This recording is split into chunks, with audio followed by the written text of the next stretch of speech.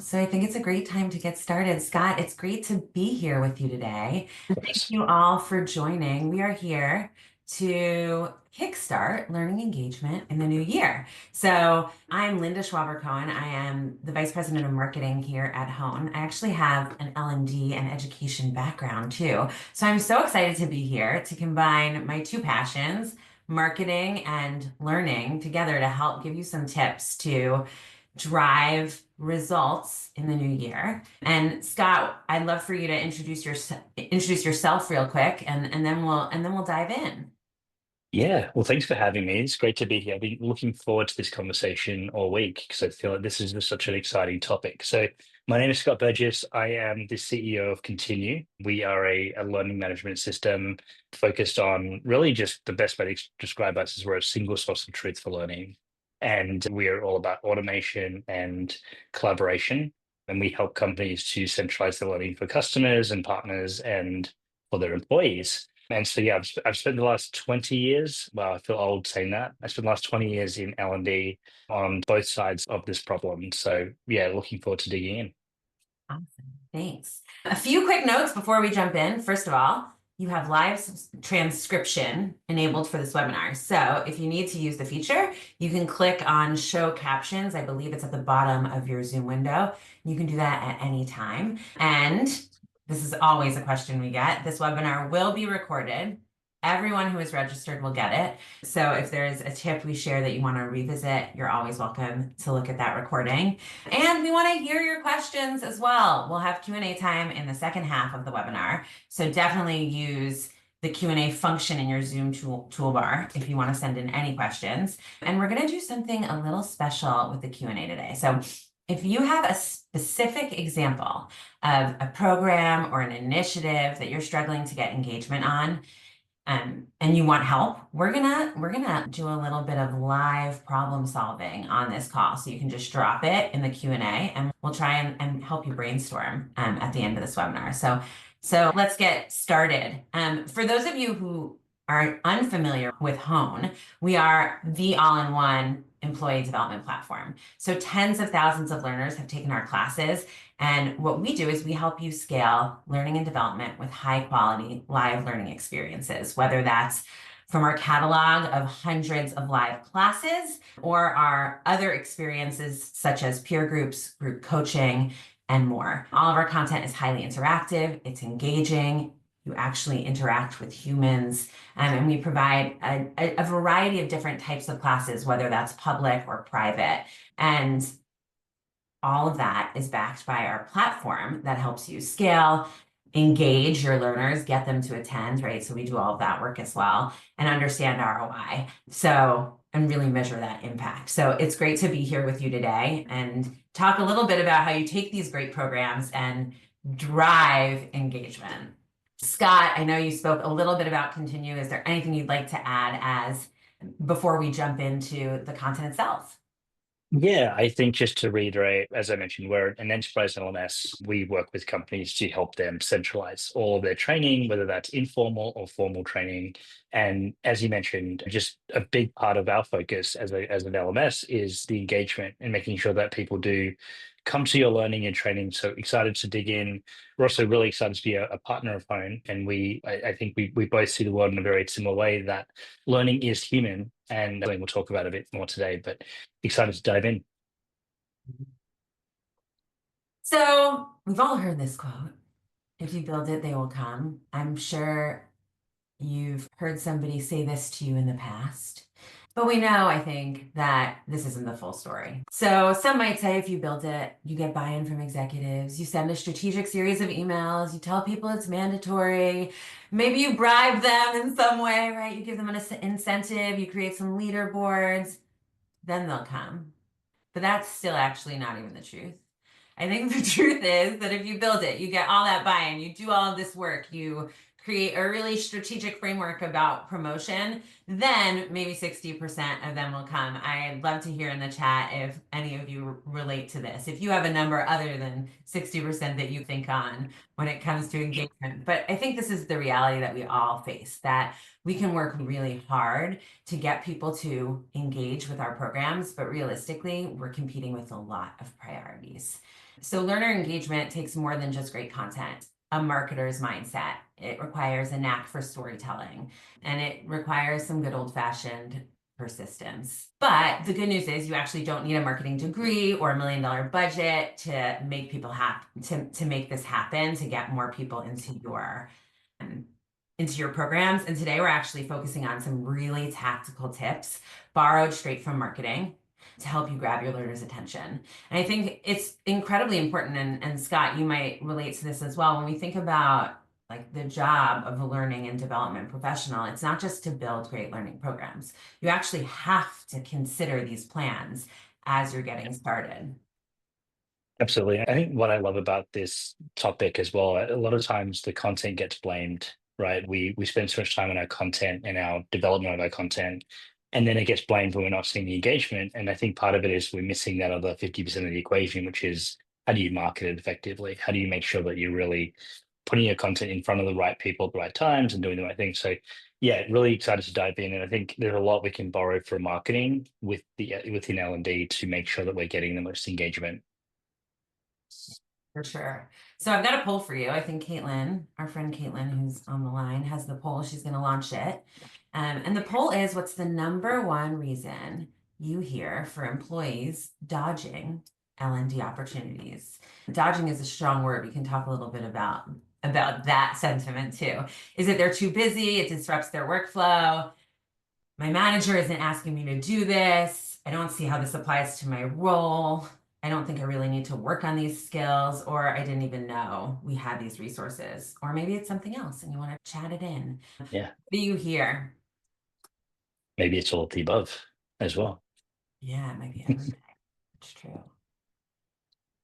So we'll give it another minute. I think what's really interesting, especially from a marketing perspective, is this last answer. I didn't even know we had these resources. Yeah. I can't even tell you how many times I'll share a message and people still won't know it, right? And it's not any fault of their own. It's just there's so many things grabbing their attention, I think, on a Yeah. daily basis. I think it's also part of like the remote culture that we're in right now as well. A lot of times we have to repeat ourselves and make sure that we're marketing in different ways to different audiences. So I think that's a good call out. Yeah. But these poll answers are Oh, fascinating because, like, there is a clear winner. I am too busy and this disrupts my workflow. Like, I cannot prioritize this. I have too much stuff to do. And I see some chats in that we hear all of these all the time. And really, it's mm, something else that's always more urgent comes up, which, yeah, I mean, I relate to that as a professional, and I'm sure you do too in your regular life, right? So let's dive into these tips. Let's see how we can help out when it comes to getting people to prioritize L&D. So our first tip is to tell a story and make your learners the hero, right? It's one thing to share what learning is available. It's another thing to really share the why. And I wrote here the with them, the what's in it for me. And I think that oftentimes people think of learning as something they have to do, but they don't always see the value in it long term. Just in time learning, right? That's really taken off because of its relevance. People learn all the time, right? I have to solve a problem. I go to Google, I ask a question, I'm learning like every day, all day. But if you can craft a story that helps answer the question, what's in it for me, I think you'll be laying the foundation for positive sentiment around your training. And it's like the very first part of getting people to prioritize things. So there's a few ways that you can do this, right? You can share relatable stories, you can use testimonials, short videos, you can really help people understand that through human-led stories. You can create a journey, so help people understand the context. And we use this in general when we're crafting trainings, right? Like, what's the context of this learning? Why would I need to do this? And why does each part make so much sense? And you can do before and after, right? Highlight transformation, show some success stories from your programs. And you can definitely use visuals, right? We have to break through the noise. We have to pair these stories with images that highlight real world benefits. And you don't need a huge budget to do this, right? This can be something that you do on Zoom. This can be something that you do like really easily by just grabbing an employee that really loved training, let's say in the past, and helping them share the benefits of why it was so important. I'm really curious to hear if anybody's actually done something like this when they're sharing and launching a new program. But I think like why this really works is that people love stories, and also people love to know why, especially adults, right? So if you can hook people, if you can really help them frame training in their minds as part of a bigger story for their career and for what they're trying to achieve, both short term and long term, I think they'll really feel more invested. So if there's one takeaway from this slide, it's really this kind of what's in it for me that I hope you'll take with you as you consider Totally. the learner journey. I see from Jay, it says people favor user experience testimonials more than the company selling it, like Reddit or Google reviews. Totally, for sure. Everybody wants to know what others are saying about something before they buy it. Totally. That's great insight, Jay.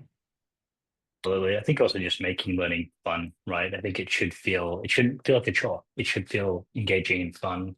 I think that really ties in nicely to the next tip, which we're going to talk about, which is making learning social. It's all about community. And I spoke about this earlier, which is really learning is human. And so how do you bring other people together? It shouldn't be just an isolated experience. Sometimes learning does happen on your own, but at the same time, it's also great to be able to learn together and bring others into the equation.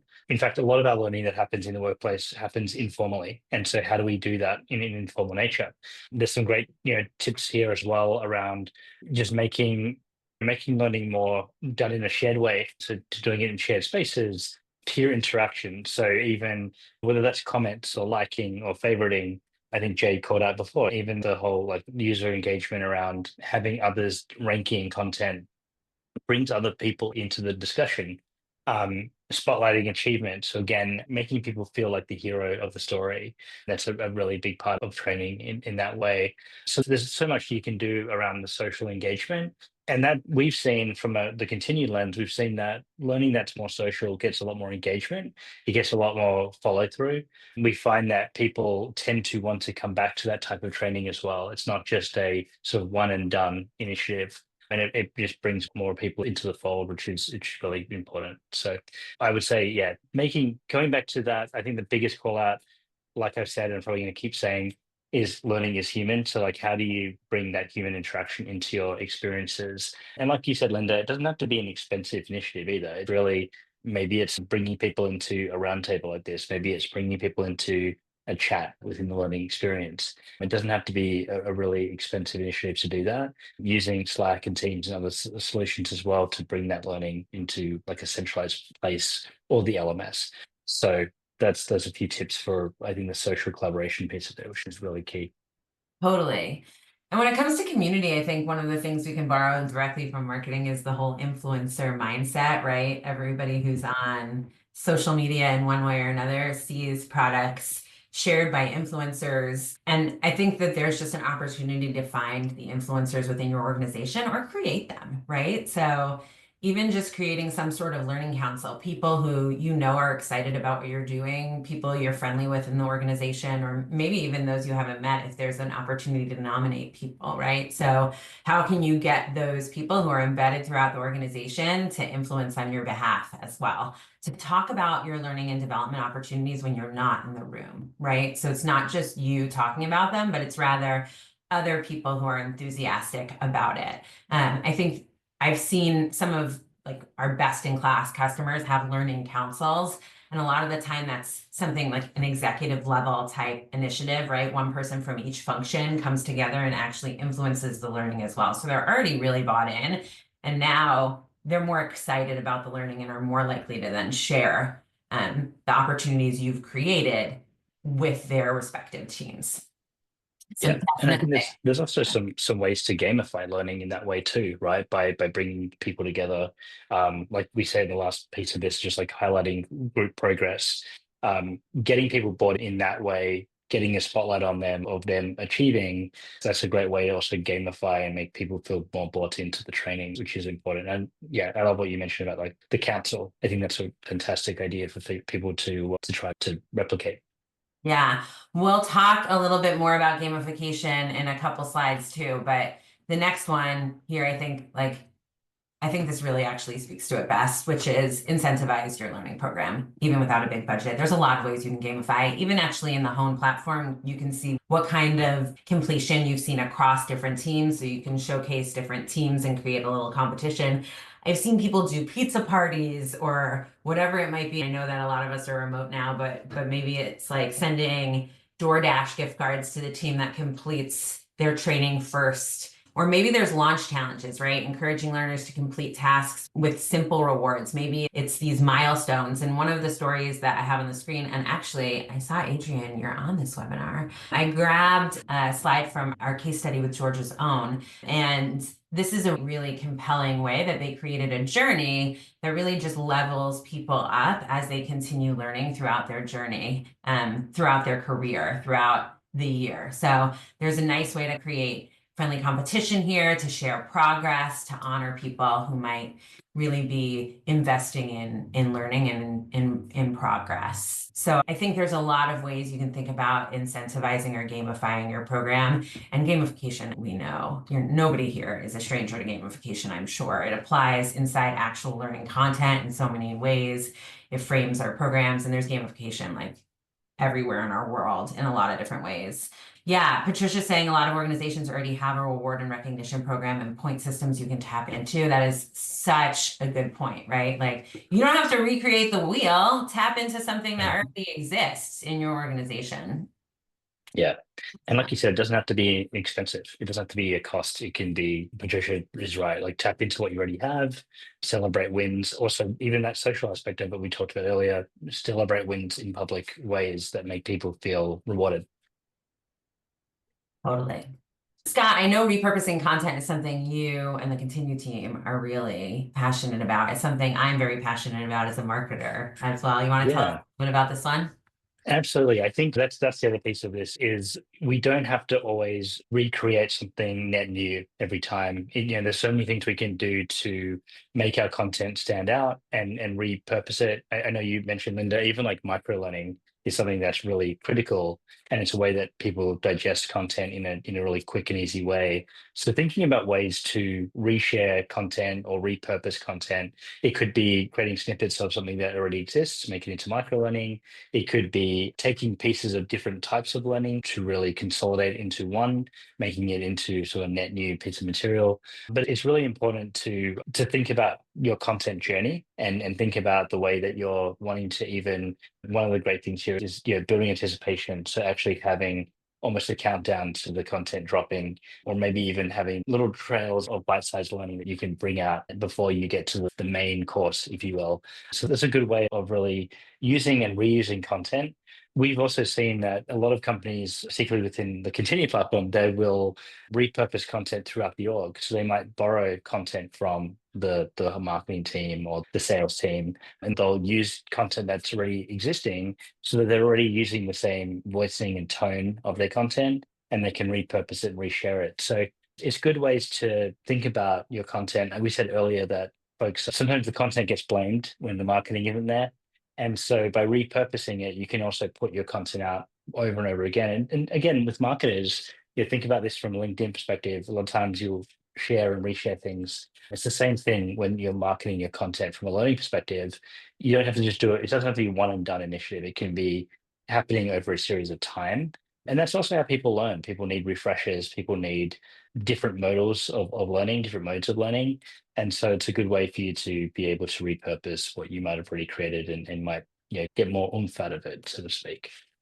Yeah, absolutely. And I think if we think about how many people actually attend any given training session, let's say that you do, there's just so much of your population that either forgot, wasn't really paying attention, or could use the refresher. Sometimes things like when we're resharing content or when we're reformatting it or when we're sharing key snippets, they might feel old to us because we've lived in it so deeply. And it's like, I'm sharing this again. But the reality is that most people haven't seen it nearly as much as you. They're not tired of it. They probably forgot that you even told them before. So there's really a great opportunity to, like you said, Scott, really reinforce and also just do more with less in this way. So you can like share those quick clips or sound bites or quotes. And also I really love this tip around like curiosity hooks where you can pose questions or challenges. Like an example is like, what's the number one mistake new managers make? It sounds like clickbait, right? But like I'd click on that article all day long, right? If like BuzzFeed came into my life and said, what's the number one mistake new managers make? The first thing I think is like, am I making that mistake? What is it?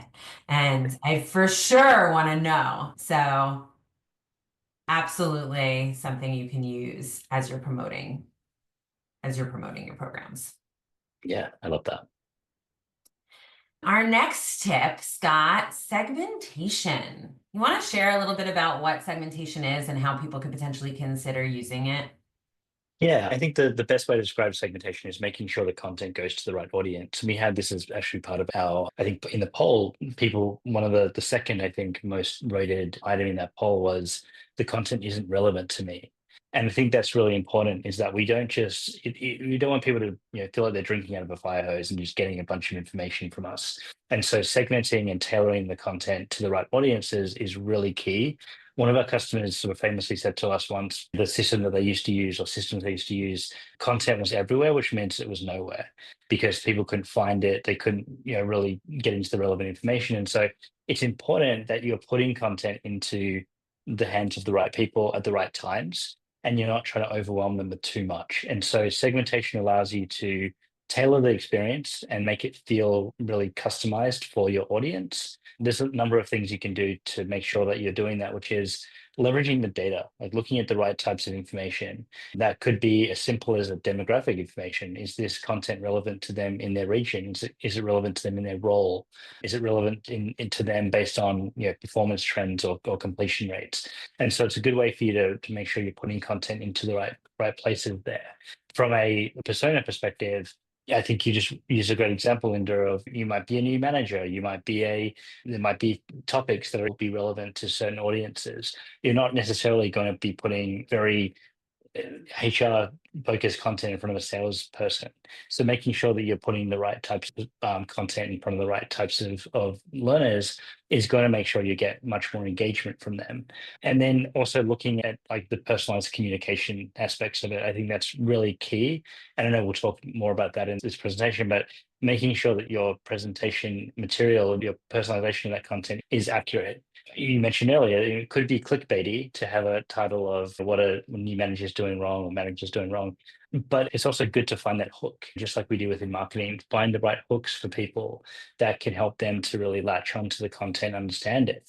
So we're big believers in that. We don't want to just put a bunch of content out into the world. We want to make sure that we put the content out in the right types of mediums and put them in front of the right people. So yeah, I'm sure you have other tips as well to share with segmentation as well. Well, one of the things you made some really good points. And one of the things you really sparked for me is that concept of like decision fatigue, right? Like, Mm, how do I find what I need? I don't even know what I don't know, right? When it comes to getting started with learning, how often do you, especially if it's for soft skills, right? Like, how often would you prioritize like getting really much better at a soft skill? And even from a self-awareness perspective, unless you're somebody who's dug deep in self-awareness, you might not even know where you need to improve.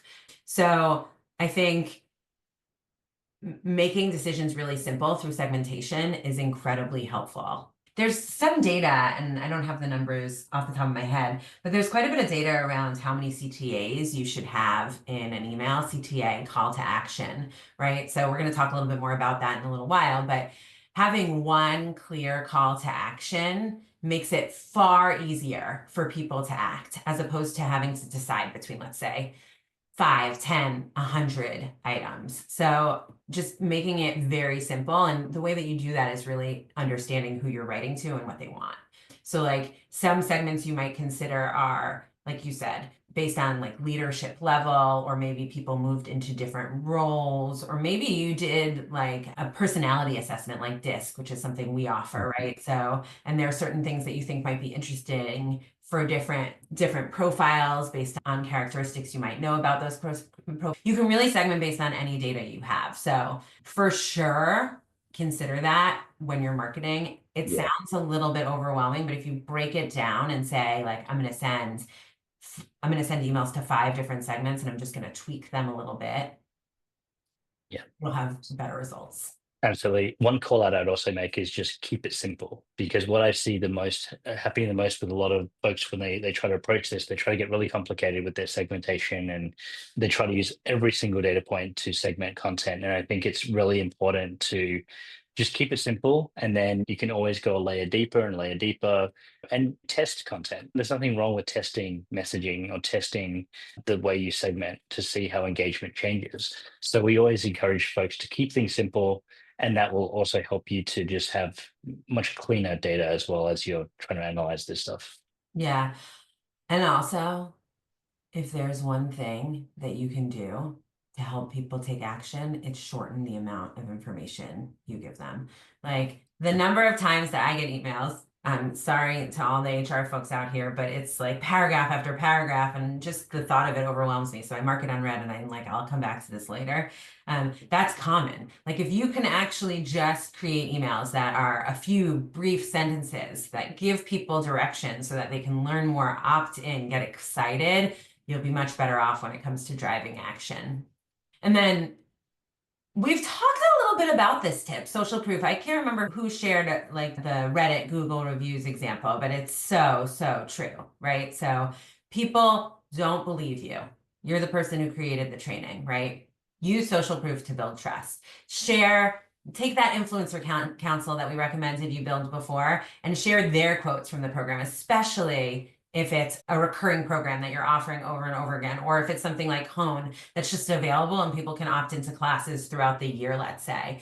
Highlight the feedback, promote success stories, right? So like, what are people saying? Sometimes people had just like a fabulous experience. Why? What are they saying about it? It's really not difficult to ask for these types of testimonials, and the truth is you won't get them if you don't ask. And you can also use numbers, right? Like give people a little bit of FOMO, fear of missing out, right? If most people in your organization have done something and they're in the minority, like how can you use that to your advantage to get more people to do what you need them to do, right? Showcase participation.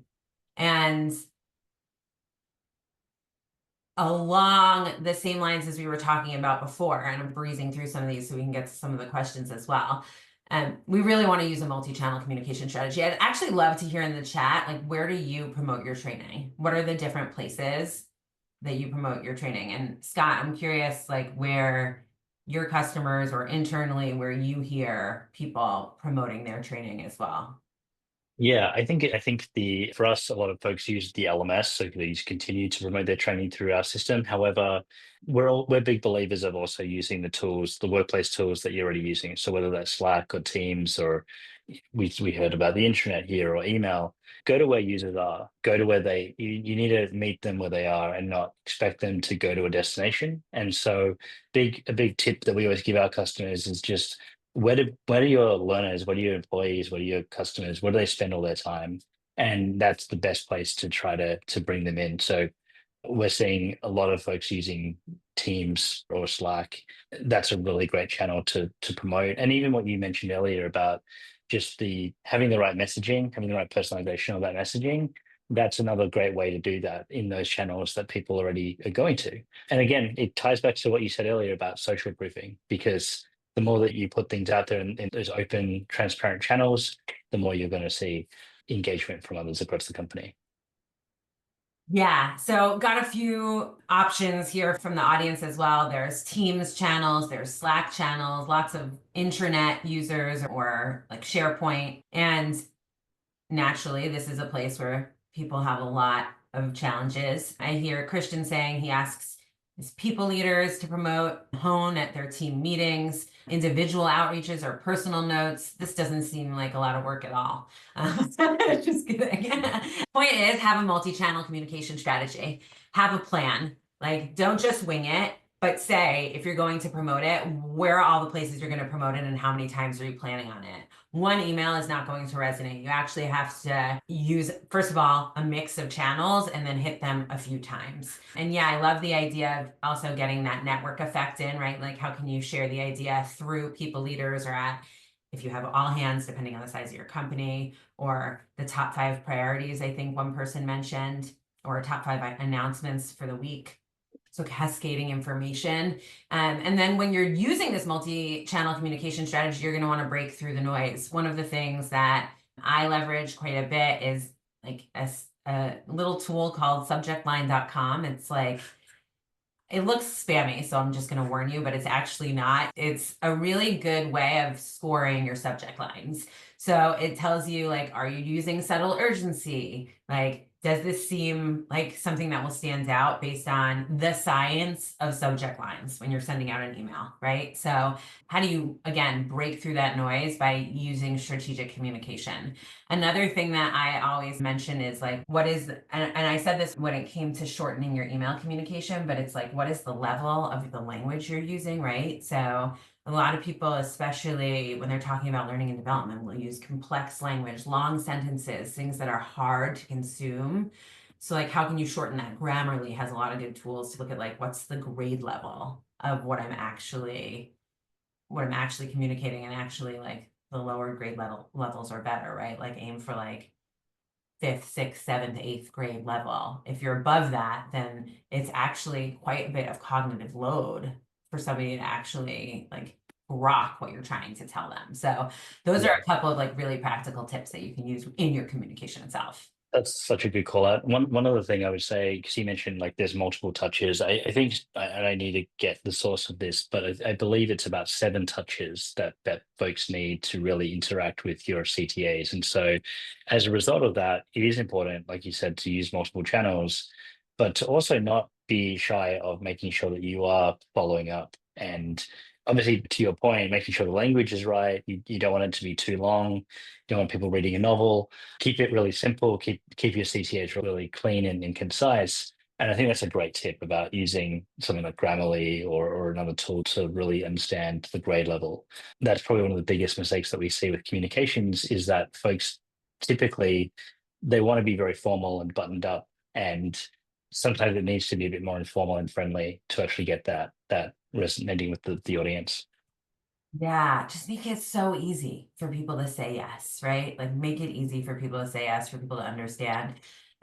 There's a few tips that I'll highlight when it comes to this multi-channel approach. I think for one, you can, and somebody mentioned this in the chat too, you can use ChatGPT to help you, right? So you want to adjust your message slightly for different places, you can absolutely use tools like ChatGPT to help you craft these hyper-personalized messages that can help you automate some of this work. And it is a lot of work, right? So like, let's assume you're going to hit email 3 times, you're going to hit Slack twice, you're going to send a personalized message to every single one of your leaders, right? Like that's a lot. So leverage tools like ChatGPT to definitely like help you refine that information, and also A/B test, right? Like try different email tones or formats, or like depending on your company culture, like have you included emojis? What are you doing to make people feel happy about the message that they're getting, make people feel good?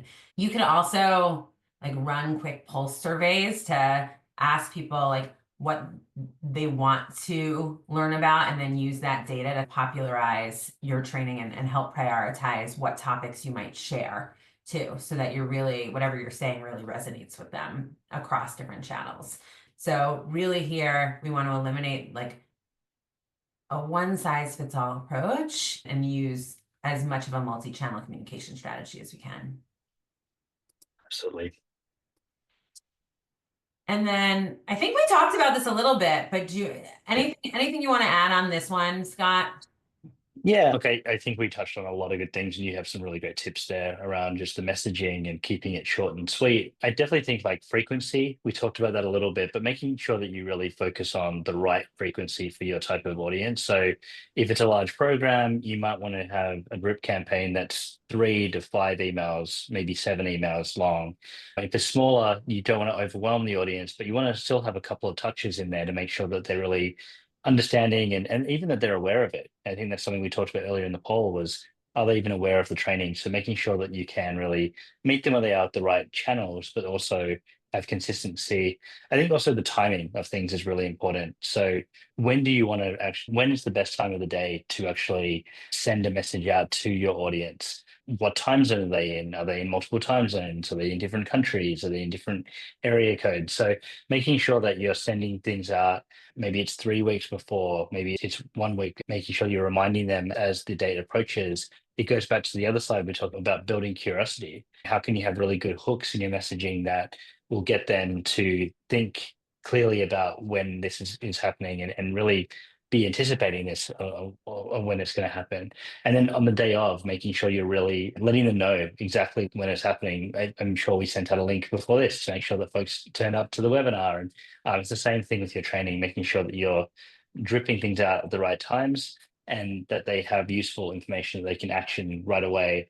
And then you touched on it before, which I thought was a great idea, is just making sure you're writing the best subject lines and using tools, whether that's ChatGPT or other platforms, to find really good short and sweet messages that isn't going to sound spammy or too cheesy, but something that will actually get people to engage. And then lastly, I think the most important thing is really clear CTAs. And you said it earlier, and I think you're spot on, which was simple CTAs that are, firstly, do one CTA, not do 100 CTAs, so people know what to click and when, but also CTAs that are very short and sweet and can get them into the content right away. Yeah, you made me skip ahead to tip 10. We'll come back for 9. Yeah. Um, like CTAs have to be super clear. Your calls to action just have to be really obvious. People have to know what they need to do. Make it specific, showcase the benefits, create that urgency, right? Like last chance. Make sure that people see it. There's so much science in CTAs and marketing. It's like, should I change the color of this button? Does one color make people act more than another? And you have probably unless you work in an enterprise company with 300,000 employees, like the sample size probably isn't big enough for you to really do any kind of incredible testing like that. But the point is that bold colors, right? Like simple CTAs are really going to move the needle for you. And I think like there was one word on tip 8, it was plan. And I just want to make sure that if there's like one thing you take away from this particular kind of slide about crafting these messages, it's that you have to plan. This cannot be an afterthought. This cannot be something that you do as like it's your side gig. This is like part of your main job if you are trying to make learning and development programs successful, right? I wouldn't launch a product without having a product launch plan. It's usually like a spreadsheet with many rows, or it's in Asana or one of the other tools that we use for project management, right? And we're tracking this, and it's part of the groundwork of the program we're creating. And if it's an afterthought, you won't be able to do a good job on it. It has to be considered like a core part of the work that you're doing, and you have to have a plan for it. And actually, the good news is that my colleague Caitlin has prepared a few templates for you so that you can definitely go ahead and get your plan templates ahead after this webinar. We'll share that with you so that if you want to get started with that work, you can. And tip 9, throwing it back to you, Scott, reminders. Urgent. Yeah, it's so important. So nudging people and having notifications and reminders is just so critical, because at the end of the day, people are busy and they're not just looking at your learning and your training content. So making sure that you're having reminders that are automated, they're going out at the right cadences. And going back to what you said, Linda, having a clear plan of when you will send these messages.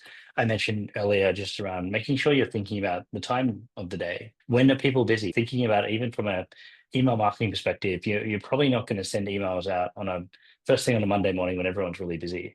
So making sure that you're looking at the right time of the day for your audience. And maybe Monday morning is important for your audience if you have training at noon or training that day, but making sure you have really well thought out automated reminders, creating urgency. So you said this before, like the FOMO aspect of this, making sure that people know that they only have a certain amount of time, or there's a last chance, or that it's filling up. Maybe a workshop only has so many spots available in it. So to making sure that you create some level of urgency will help them to have the right level of engagement. And then, yeah, the personal follow-ups. So not just sending out a follow-up that comes from maybe a generic email, maybe having it coming out from an actual person, maybe having it from their manager, maybe having them nudge from an escalated contact. That's really important to ensure that you're really like going through the right channels to get them going there. And then in terms of other tips, you could use things like countdown timers. Those are really helpful. Again, it creates a little bit of urgency there to know that things are actually happening at a certain cadence. So those are some things that I think would be really helpful. There's a lot we can borrow from, again, from marketing in terms of the time of the day to post, or the best time to nudge someone. I continue, we do a lot of things even with escalation, where we look at, can we send a reminder from the manager of the learner to really get them to pay attention to the message, so it doesn't just come from a generic email address or a generic Slack notification. So those are some things that we've seen really do work. And again, we talked about the cadence in terms of how often. So just making sure that you don't want to nag someone and be too frustrating with them and give them 100 messages, but making sure you're giving them enough reminders so that they can remember and they can again action those things based on the CTA that you design. Totally. Kevin, you have a great tip in the chat as well. When are people most likely to read emails, right? And without interfering with their other work. If you're sending an email on like at 5 p.m., it's just gonna, by the time people actually make time for it, it's gonna be buried underneath the next morning's emails, right? So how do you make sure that when they see it, they can act? It's a great tip as well. And we talked about these CTAs, so we'll breeze through that. I want to share that asset that I mentioned, which is this learning program launch and promotion workbook. So you can download the workbook now. And I hope it's really helpful. I think all of the tips that we shared today are going to be in this workbook. And then you can also go ahead and get the templates for actually going ahead and planning and thinking through the what's in it for me, what's your narrative, segmenting your audience by really understanding like who our target audience is, thinking through your multi-channel approach, like where will we promote this program? And again, like your takeaway should be, if you do not plan this, you will not have success. This is like part of the job. It should not be an afterthought. So the goal of this workbook is really to help you make it part of your job and make it an easy part of your job. So you'll see that there's a promotional timeline, best practices, and all of these tips will be in there. So I hope you'll go ahead and grab this. And I did see that we had a submission, somebody who wants us all, and I hope there's a bunch of you on the line, and I hope you'll help us. I'm going to stop my screen share. I hope you will help us go ahead and solve this problem. Let me grab it. Just give me one moment. And the problem that was shared with us was, we currently use 15.5. It's a performance management software. And we get around 70% engagement from employees completing monthly check-ins. The goal is for every employee to take 15 minutes a month to give a thoughtful pulse check, and for managers to take 5 minutes a month reviewing and giving meaningful feedback. So how can we get that number from 70 to 100? So what can we do to get through to that additional 30% of the population? So first of all, I want to invite anybody who has tips as well to answer this challenge, to leave them in the chat and we'll address them. But Scott, any thoughts about how to get that additional 30% to engage in these regular surveys? Yeah, I think that firstly, thank you for the question. I think that the best way to look at this problem is reverse engineering the outcome. So we want to get that 30% to do their surveys. I would look at it from the perspective of, are we sending enough sort of reminders? Is the reminder cadence correct? And is the time of those reminders correct? I think you mentioned this just now, Linda. I want to send things at 5 p.m. where it's going to be buried in someone's inbox or buried in their Slack or Teams. And so send it at the right intervals of time, making sure that there's urgency that's built, making sure that there's really, I think the other thing that a lot of folks don't typically do is tell people the why of why it's important. And I think that's really important for something like this, like the survey. So making sure that there's a why of why this matters to the business and what the outcome is, especially for the managers. And then going back to that sort of human element of it, how can you have your managers, how can you have your team being more engaged with the need of this? So maybe there's even a recognition system that you can put in place. We talked about that today around rewarding the right behavior. So instead of it just being a nag, let's turn it into a positive and really reward the people that do it first. And maybe there's some level of incentive. And we talked before, it could be a point system, it could be public praise. It doesn't necessarily have to be anything that costs the business any additional money, but turning the behavior that you want into a positive will always kind of help to increase that engagement. And then just looking at visibility of those surveys too. Is it visible to the right audiences? The other piece, the last thing I'll say here is the data. Can we also potentially poll those people that didn't do the surveys on time and understand why? Maybe there's something that's it's very obvious that we might be missing. Sometimes that's the easiest way to uncover these problems is just to ask the question of, hey, why didn't we do it on time? Was it that you didn't want to do it? Or was it that maybe you just weren't aware that you need to do it in time or weren't even aware that you had to do it at all? So those are some of the things that come to mind without knowing all of the ins and outs of it. Yeah. Another thing that comes to mind, and I've used 15.5, and one of the coolest things was just the buy-in from the executive level. Like, is the CEO doing it? Do you know what I mean? Mhm. Are all of the VPs doing it? Is this something that like is universally embraced? And maybe it is, but if it's not, then those are the people I would actually focus on first, and I would have a conversation with them, right? Peer-to-peer conversation. And if you're not their peer, then I would get their peer who you report to talk to them about it and the importance of like why you're doing this throughout the organization and why their buy-in is so essential. Because I think that when everybody's looking and seeing like, well, like they're not doing it. Like if my VP can make time for this activity, then I can make time for this activity is something that I feel like I've heard from especially like individual contributors. So making sure that you're setting a good example across like the leadership team is pretty key there. And James, I think like it's totally possible that I don't truly understand the mechanics of the activity here, right? So like the 15 minutes versus the 5 minutes or how that works totally. But it's like, what's the action that's being taken from this survey? Like I feel like a lot of times when people don't do something like this, it's because they just perceive it not to matter. Like I don't really like why should I spend all this time on this? It's not going to make a difference. So to the extent that you can really show that if you're going to do this, it matters. And there's something we're getting out of this as an organization. You have the opportunity to have your voice heard or not. I think that might be key. So hopefully some of these tips are helpful for you, Allie. And if not, maybe we can get some more in the chat, but that's what I think comes to mind. Yeah, thanks, Howard. Yeah. That was a great question. Yeah, and I think it's really applicable. I think that there's just I think going back to what you said, Linda, like why does it matter? Making sure that people really understand that that is important and it does serve the greater good. So yeah, a lot of good Yeah. stuff in there. Bringing it back to with them, right? I don't know if people actually say with them. What's in it for me? I'm gonna start using that now. I like it. Next question here. What if I have a really tight timeline to promote? What are the best tactics to use in that scenario? Tight Great. timelines. I think again, it would go down to the channel. So, like, if you have a tight timeline, really choosing the right channel that you want to promote this in, that your audience is in, and that they're going to see.